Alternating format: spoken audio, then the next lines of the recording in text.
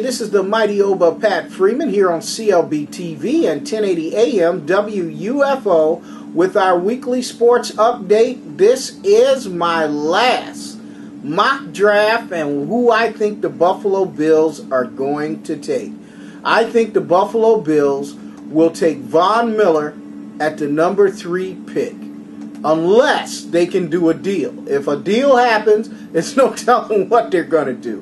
But right now, I am picking the Buffalo Bills to take Von Miller at number 3 and possibly coming back in 34 and taking Andy Dalton, the quarterback out of TCU. I think this is a very good quarterback.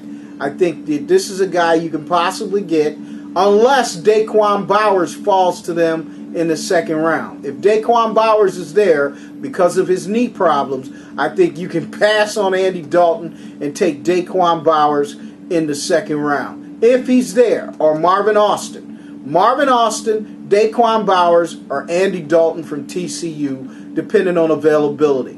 Then at the 68th pick, I think the Buffalo Bills will take James Brewer, offensive tackle out of Indiana. Buddy Nix has said all along that the Buffalo Bills need to take an offensive tackle somewhere in this draft or somewhere via free agency.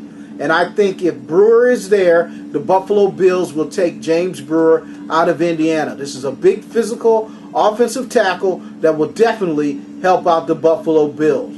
Then at the 100th pick, I think the Buffalo Bills will take Kelvin Shepherd, inside linebacker out of LSU. I think that's going to happen. Now this is if the Buffalo Bills don't do any trading. Now Buddy Nix is not known for doing a lot of trading because they have 2 picks in the 4th round. It could happen that the Buffalo Bills use that for leverage to move up and get somebody else that they covet in this draft.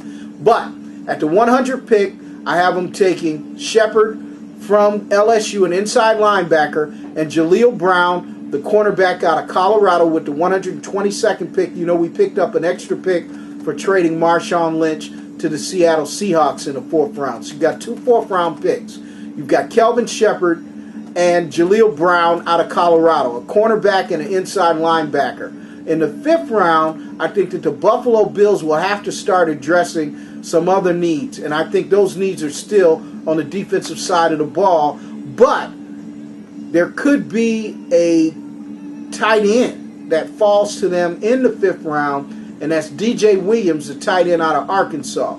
If DJ Williams falls to them in the 5th round, I think the Buffalo Bills will take DJ Williams. Also, you've got to keep looking at the defensive side of the ball. It depends on what Buddy Nix is thinking. I think this draft has got to be made up of more defenders than offensive people. Offense, the Bills have done fairly well. Now, there is a defensive end, defensive tackle type that could fall to them in the 6th round, and that's Cedric Thornton out of Southern Arkansas. This is a very good player, and I think the Buffalo Bills could possibly get him in the 6th round if he falls to them in this particular draft. Now, round 7 is your crapshoot. This is somebody that you don't think is going to be there when you sign free agents the very next day. And the thing about it, you're not going to be able to sign free agents because there might not be a CBA agreement next week. So this takes away another entity from the draft. So you might have to draft a guy that normally you might try to sign via free agency.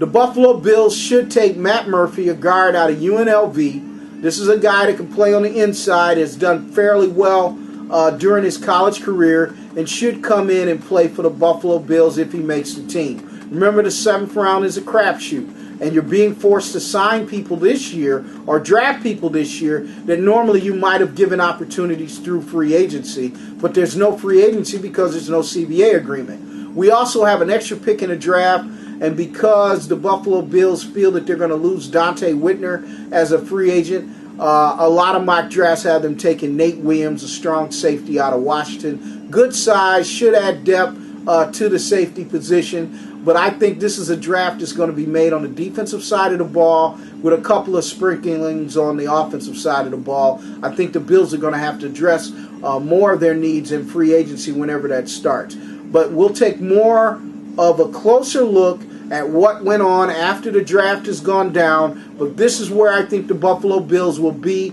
I think there's going to be more movement. A lot of the picks that I'm slating based on what some experts are looking at, they might not happen because this is a different type of draft. You don't have free agency before the draft. You're going to have free agency after the draft. Then you're not going to be able to sign free agents immediately after the draft like you used to be able to do when you had a CBA agreement. So a lot of things are going to change with the environment of this draft in itself. Just keep that in mind. Blog with me on Facebook during the draft as we talk about some of the picks of the Buffalo Bills. Make sure you're a friend of mine by Thursday or Friday so we can talk about these draft picks on Facebook.